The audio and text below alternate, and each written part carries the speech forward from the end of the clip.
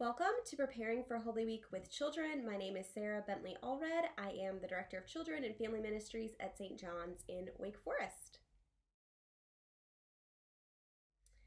Those who had arrested Jesus took him to Copernicus, the high priest, in whose house the scribes and the elders had gathered. But Peter was following him at a distance, as far as the courtyard of the high priest, and going inside he sat with the guards in order to see how this would end. Now the chief priests and the whole council were looking for false testimony against Jesus so that they might put him to death.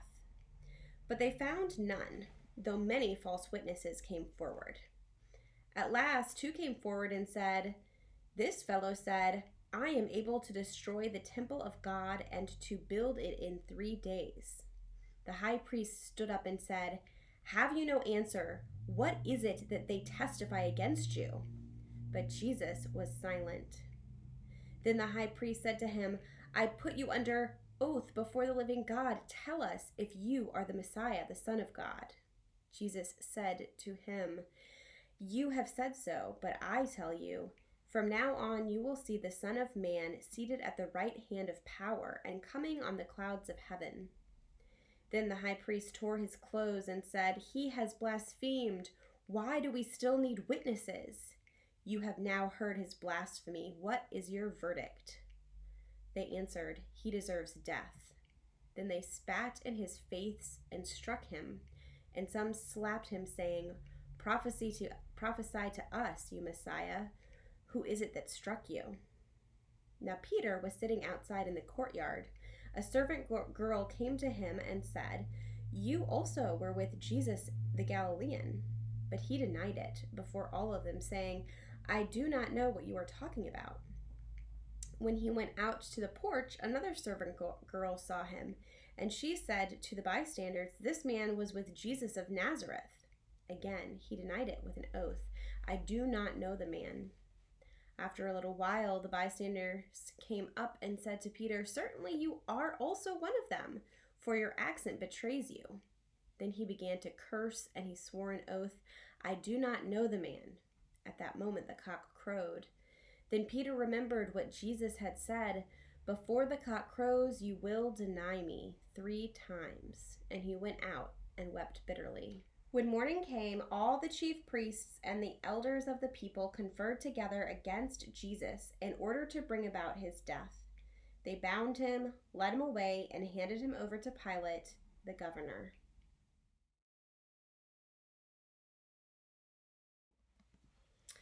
So, if I were talking to children about this passage, here are a couple of things that I would talk about. I might talk about Peter.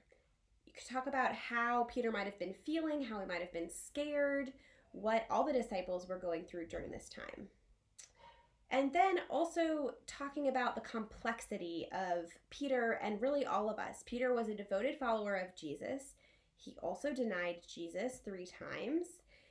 But after the resurrection, when Jesus commissions the disciples to go out into the world, Peter is among them. And Peter is among the people who went out to spread the message of love and the good news into the world. So Peter is also a vehicle for God's love and grace.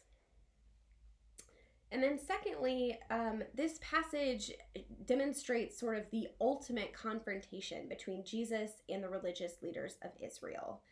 And it brings up the question, why was Jesus killed?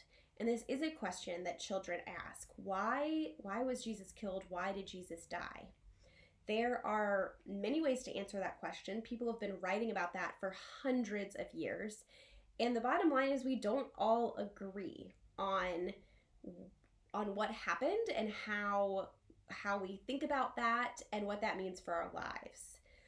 Probably what most of us from most traditions can agree on is that somehow, we don't really understand it, but somehow what happened on the cross provided the possibility for us of a new and transformed relationship with God.